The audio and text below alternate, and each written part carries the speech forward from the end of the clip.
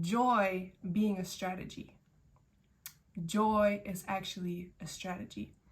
And I want, and particularly the type A personalities, the high performers, the high functional people, the workaholic leaning people to really listen to this. Because at one point, that was me.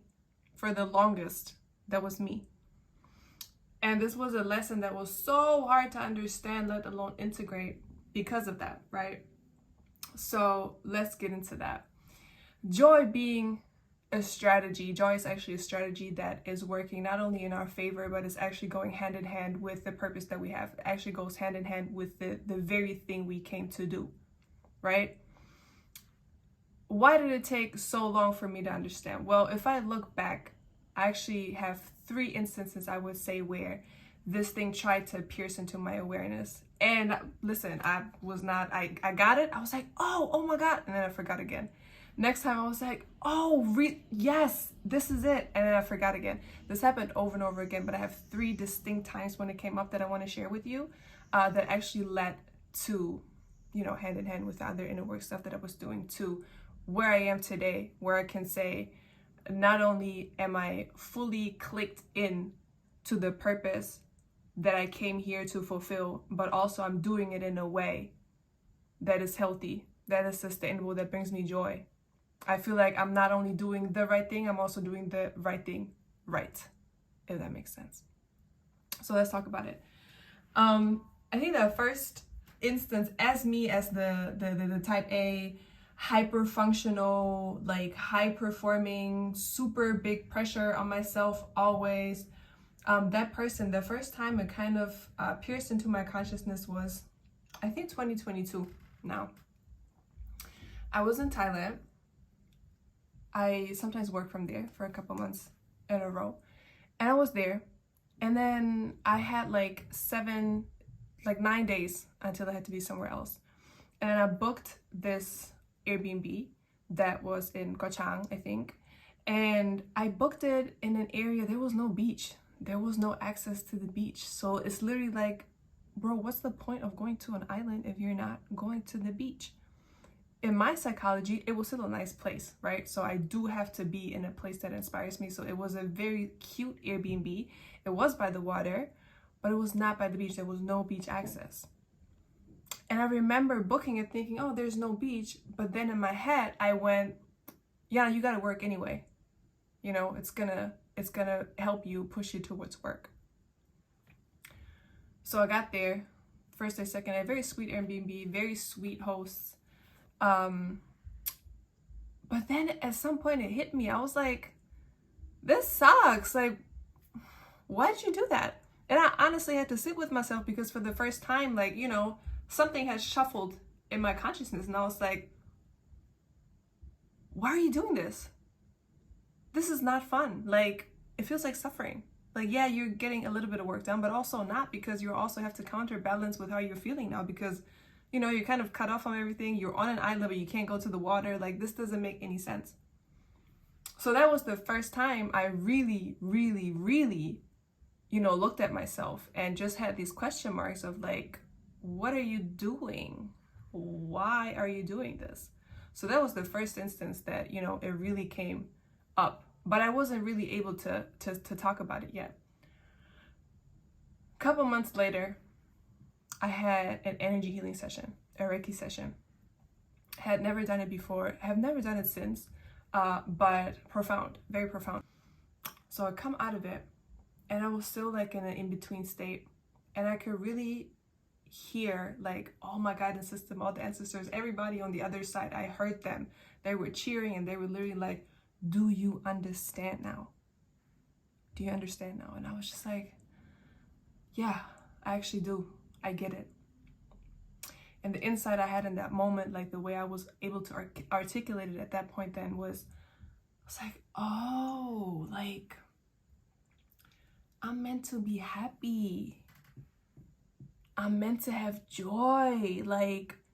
Not just that, the things that I'm working on, which at every point, I'm very intentional with what I do. I said I quit my job a long time, 4 years ago now. ever since then, I've been very intentional with what I do, who I work with, what I put into the world. I'm very much so working on my purpose. I'm walking in my purpose, right? But then I realized this was given to me so that I could have joy. I'm not doing this because I'm doing the thing. I'm doing it because it gives me joy. So those things belong together. Our joy and our purpose belong together, right? And it was just this, it wasn't that one thing fell off and, oh, this is not important anymore and you don't have to worry about that anymore. Everything was still important, but it was the priority of things that shifted in that moment. And I was like, okay, my purpose, obviously my mission is still, that's not going to change, but those things are actually given to me so that I could be joyful, so that I could be happy. And when I'm doing that, I'm happy. And that also means the moment I'm doing it, but I'm not happy, the moment I'm doing it, I'm not joyful, and instead I'm now suffering, I'm missing the point. I'm meant to have joy. This was given to me so that I could have joy. We'll get more into how these things are connected. But that was the second time. Then what happened? I forgot about it again. I had this profound insight, and then life happened again. And then I would say like a year later, I fasted for the first time. Guys, fasting.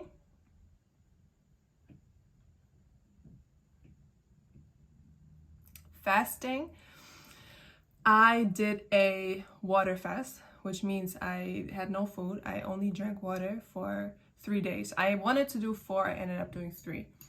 But I really got everything out of it that I wanted to get. I really did it more for like mental clarity purposes. But I did this fasting, and in the third night, I had the level of clarity I've never had before. Like when I say fasting just puts you in such a, you just don't have energy, you don't have time, you don't have energy to engage in anything that does not serve you, that is not life-inducing. And that for me, that meant all the stuff that I thought about, all the things that, weight me down, worry me, I just didn't have that because I didn't have the energy, right? So naturally, I was automatically thinking correctly. I was thinking better thoughts. I was thinking higher things, right? So being in that state, for those days, at some point led me to, I did a meditation or whatever, and then again, it came back and it was like, oh my God, I meant to be happy. I got this whole thing wrong. Because as I said, I had quit my 9-to-5. I was in consulting before, which I took so much from. I learned so much from. I always worked on like really fun stuff. I was in innovation management, which meant I was building like new businesses. I was coming up with new ideas. I was building teams. Like it was always fun things. But of course, working in, one of the big 4 consultancies, those are not the people I care for. Those are not the people that care for me. You know what I mean? So I left that long time ago, and I built a career continuing to consult, but doing it for creatives, doing it for people in music, for people that I care about, right? I was already walking in my lane, right? So there was nothing you could tell me of like, oh, you just need to scrap the whole thing. Like, no, I was already doing it. But what I realized where I went wrong was not in the what I was doing. It was in how I did it. It was in the energy that I was in, right? I had been so, not even accustomed, but it's also for second generation immigrants, we come with a hustle, right? But then also there's hustle culture all around us. So I had completely bought into more. Work harder, hustle harder, go harder. If you have to do this, you have to do this.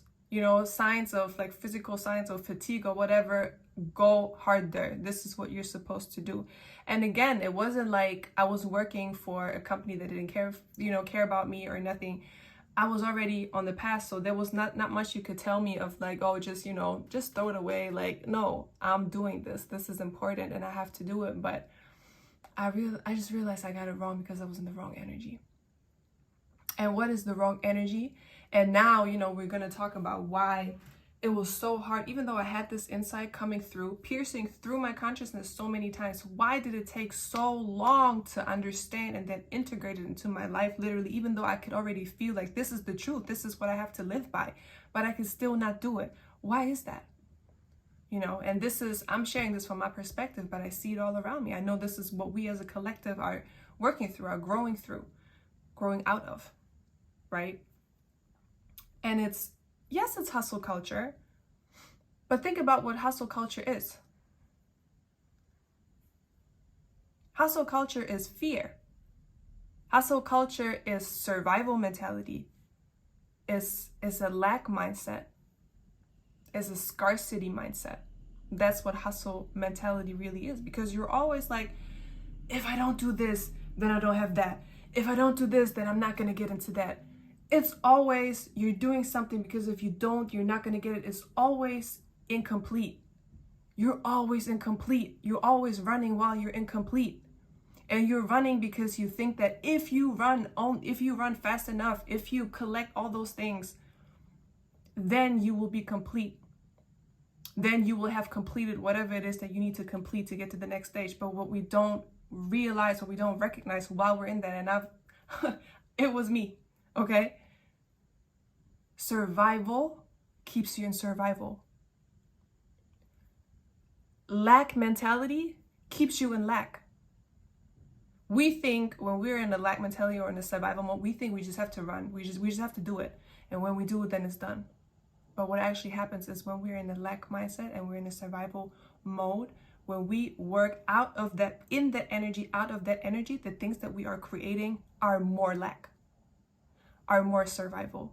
That is now materialized in new forms, right? Maybe you have a new job now, but somehow you feel even more exhausted than before. Why?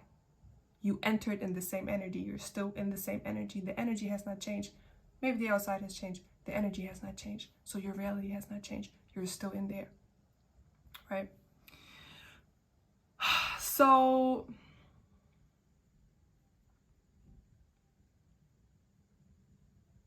yeah, I would say that was the biggest change then. You know what I mean? So I was already doing what I wanted to do, but something just kept me in this space of something was off. I was not happy, right? And then working to do that, healing that, making that switch. And this is now what I tell everybody that comes across me that's asking me, because as a projector I have to wait for the invitation, right? Heal your energy. You have to heal whatever this is that tells you you have to go harder, you have to do more, and only then will you have arrived. That is the exact thing that you have to heal. That is the exact thing that, you have to transmute and get out of the way. When we hear the sound, when we hear its voice, we think it's complete reason. We think it's complete, we have to follow it, but it's fear. It's only fear. And so the reason why this topic is so dear to me, not only because it really changed my whole life and how I show up and how I feel now in the levels that I'm able to step into, the job opportunities that are now coming my way that I can now handle completely differently, is because I'm saying joy and purpose belong together. We somehow, over time, because fear has been our main operating system through hustle culture, through survival mode or whatever, through things that have been passed on, some people are more affected than others. You have people, you have immigrant families that, really had to hustle. You have people who, live in some parts of the world where there's no such thing as infrastructure or governmental support. You know what I mean? So it's even more ingrained, But when we speak about fulfilling our purpose to the highest level, then we cannot leave out how we feel. We cannot leave out the joy, because joy and our purpose go hand in hand. They're one. If we're talking about fulfilling our purpose to the highest level that we can. And let's talk about why that is. This is something at the end of the day which is just not taught enough or like at all. But each of us comes with a purpose. Each of us has a mission to fulfill, right? There were times in humankind where this connection, this knowledge was stronger. You know, children will come into this world, you know, people would know why they came. They'll find out. By the time they're like 14 or something, they already got their 10,000 hours in, right? We don't live in those times anymore. But it doesn't change the fact that each of us comes with a purpose. Each of us comes with a mission. Not only that, we come with very specific and individual ways to fulfill that purpose, right? And those is something what we call now our gifts and our talents. None of that is by accident. It's all one. All of us are born with a purpose. All of us are born with a mission. And all of us are born with a way to bring that mission to life, right? This is something that I like to call the original design. We all come with an original design, not just what we're meant to do, but also how we're meant to do it.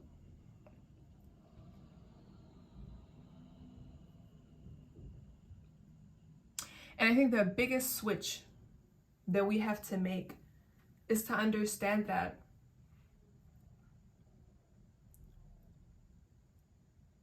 we come in a way, we come designed in a way where when we do what we're meant to do, we're gonna have joy.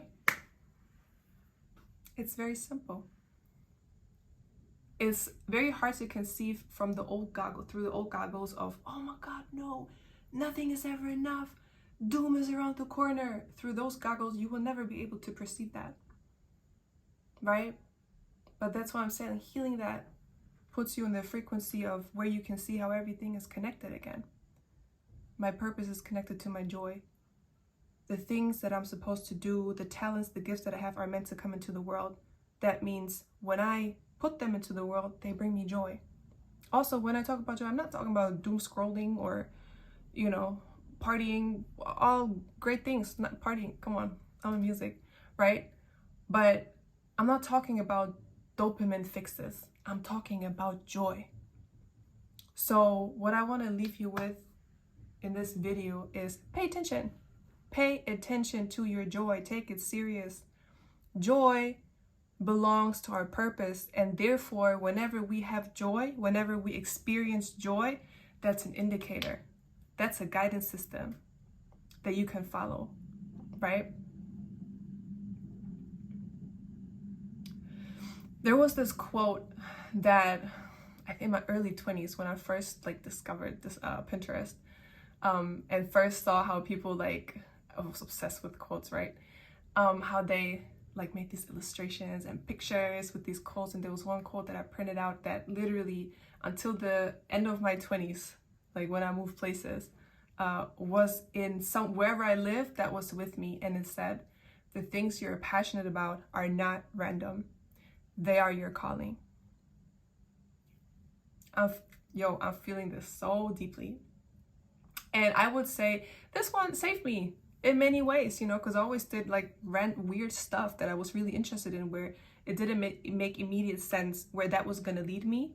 But in the end, it was what I was supposed to do. It put me into the position where I could step into a career that, where I could just say, oh, I want to help XYZ, and I could just do it because I was trained through the innovation management stuff to operate in that way, right? But coming back to you, the things you are passionate about are not random. They are your calling. So pay attention to the things that give you joy. Pay to the things that give you a sense of fulfillment, give you a sense of fun, because those are the things that you came to do. Those are the things that you came to bring into the world and help the next person with. That's it for today. I will see you guys in the next video. And I hope this was helpful.